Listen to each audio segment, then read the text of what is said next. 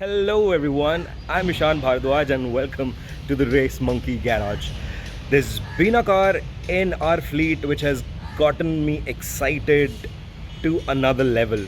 I've lived with this car for the last 1 month and it is something that has been enticing the millennials of our country. So much so that the brand has had an overwhelming response with a 4 to 5 month waiting period to deliver this car to its customers. It's none other than the Nissan Magnite. We drove this car in the pre-launch drive where I drove this car from Delhi to Neemrana and back, which was a road trip of 300 kilometers. I had a very good first impression, but there were so many questions that were left unanswered. So here we have this car for the last 1 month and we've done approximately 2900 kilometers on this one. So let's get behind the wheel and talk you through all the things that I've experienced in this 1 month. Let's go.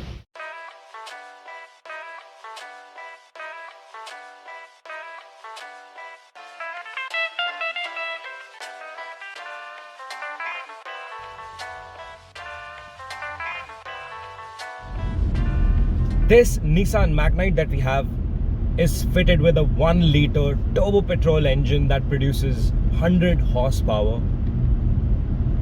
This ultra smooth engine is mated to a CVT automatic gearbox, which does play a vital role in making the entire arrangement of transmitting power from the engine to the wheels effortless. It also is a very zippy, energetic car to drive. So much so that I've ended up calling it Squirtle, which is one of my favorite Pokemons from the Pokemon series. Squirtle. And by now, looking at the car, you must have realized why do I call it Squirtle. Yes, it's also majorly because of the paint scheme that's blue and white that makes it look like Squirtle. What has impressed me the most about the Nissan Magnite is the way this car behaves on Indian roads. The suspension setup is so well compliant with our road conditions. I don't think any other car besides the ones from Tata behave so well, going over bad patches, big potholes and Mars-like craters.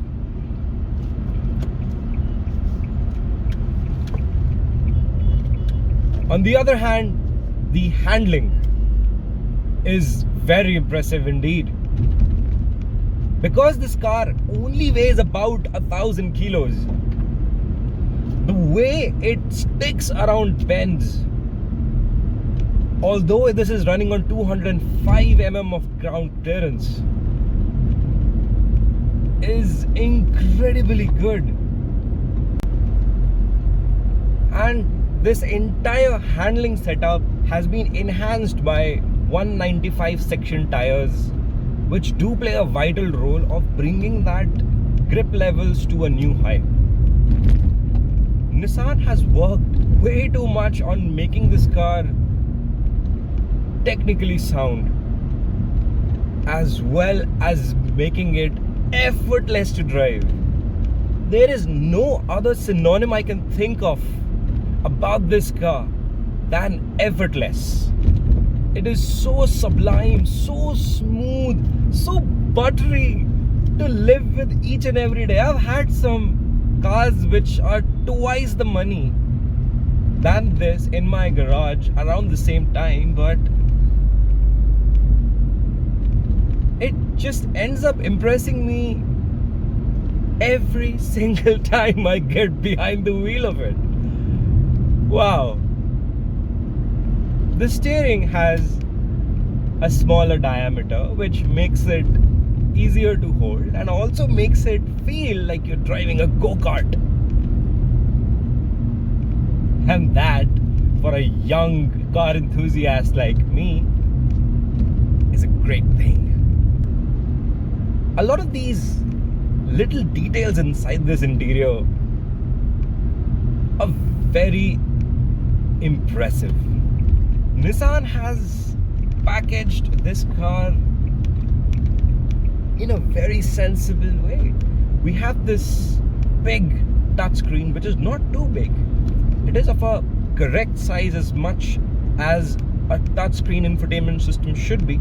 It is placed at the right position. It is not in direct contact to your eyes, so it does not distract you while you're doing high speeds on the highway. The graphics are crisp. And to add to the entire packaging, it has wireless Android Auto and Apple CarPlay, which is an incredible feature to have, because it just makes the entire connectivity experience seamless. These are the first few things that a person who is living with a small car needs. Seamless, effortless experience while living with a car that does not cost a bomb. There is a wireless mobile charging station, which is an easy access to the hand. I am 5 feet 8 inches tall, and I don't have to bend my back to pick up my phone or drop it there. There is a nicer shelf built for that purpose. There is this big cubby space below that, and these massive cup holders which can accommodate 1.5 liter bottles as well.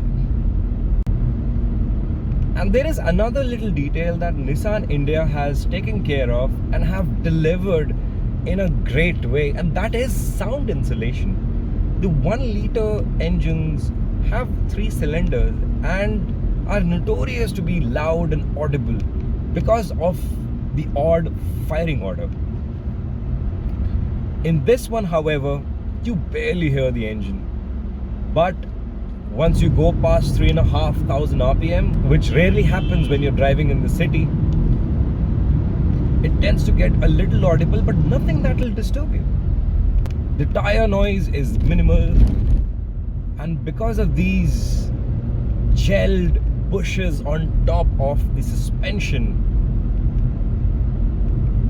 when the car goes inside a big pothole at a marginal speed, it doesn't end up crashing, which again is an incredible engineering marvel.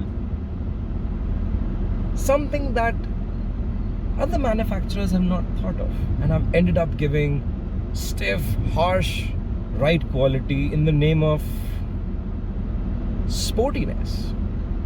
Well, 90% of the people who buy these cars drive it around the city, and they want comfort, they want effortlessness, and the Nissan Magnite provides that in heaps.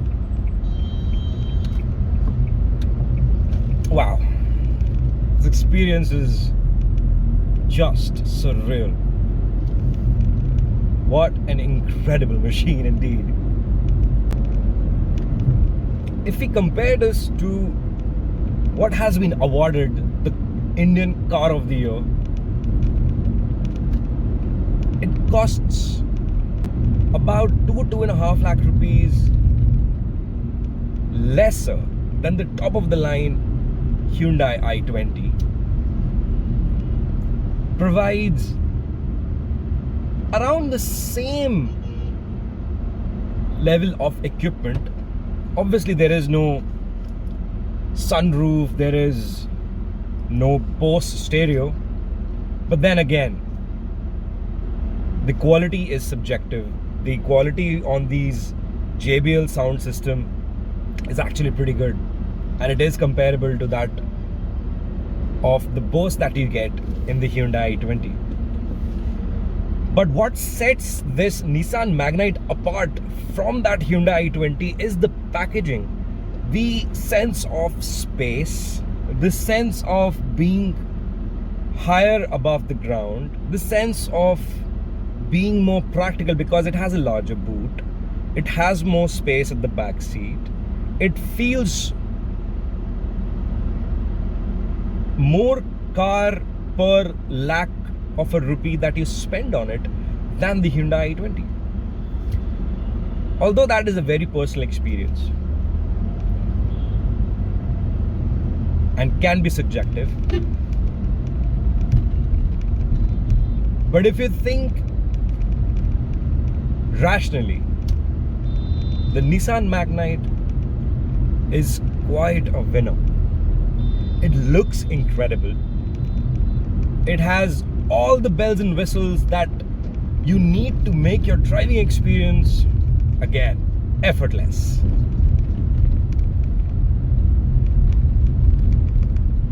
And it does not cost you a house to buy and to maintain. So what we have in this instrument panel is the speedometer, which is the primary face that we see. When we switch the cruise control on after 40 kilometers an hour, it changes from blue to purple and it only shows the speed and not the RPM. The other screen shows your fuel economy figures with the overall and your last trip's fuel economy. Then we have our normal trip computer where the dials are split into rather than having one single dial in the middle. And finally, we have the tire pressure monitoring system, which in today's time, where we have to be aware of what's going around in our car, is a very good feature to have. Something that all manufacturers should think about giving as standard.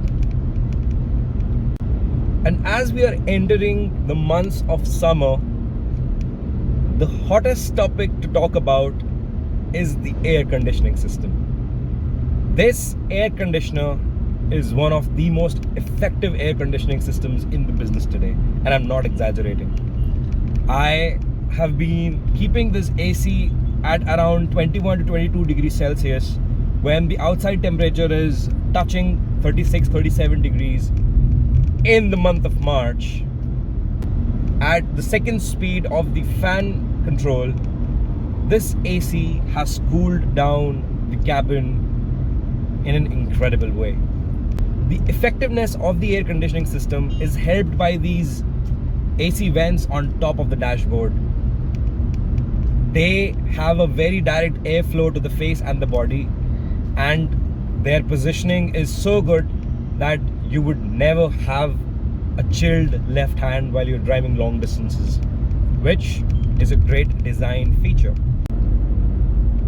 So the 1 liter turbo Nissan Magnite, should you consider it, should you shortlist it, or should you buy it?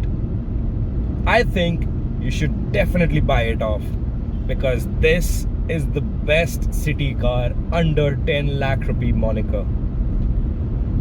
This is the true definition of effortless urban motoring. It's a great car to drive, it is fun, it is zippy, and it will return you great fuel economy as well. Besides that, it is great on space, pretty healthy on the equipment list, and it looks fantastic.